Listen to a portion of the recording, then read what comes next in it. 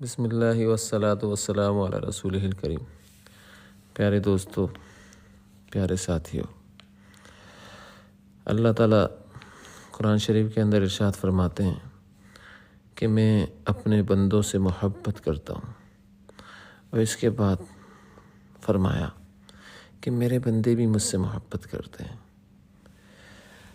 لیکن ایک نقطے کی بات ہے، اللہ نے اپنی محبت کو اپنے بندوں کی محبت سے پہلے بیان کیا تاکہ میرے بندے یہ جان لیں کہ ان کو جو میرے ساتھ محبت ہے یہ میری ہی محبت کا فیضان ہے، اسی کا فیض ہے۔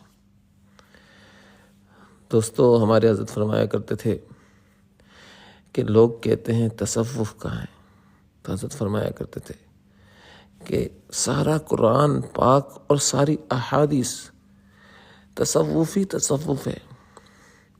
تصوف نام ہے محبت کا، اور قرآن و حدیث میں محبت ہی محبت ہے۔ جو تصوف کا انکار کرنے والے ہیں دراصل وہ وہی لوگ ہیں جو محبت سے خالی ہیں۔ ظالموں کو اللہ والوں کی غلامی کرنے میں حب جاہ مانے ہے کہ اس راستے میں تو چھوٹا بننا پڑے گا، کسی کو اپنا بڑا بنانا پڑے گا، لہذا جب حب جاہ مانے کہ میں اپنا بڑا بنا رہوں، لوگ مجھے سلام کریں،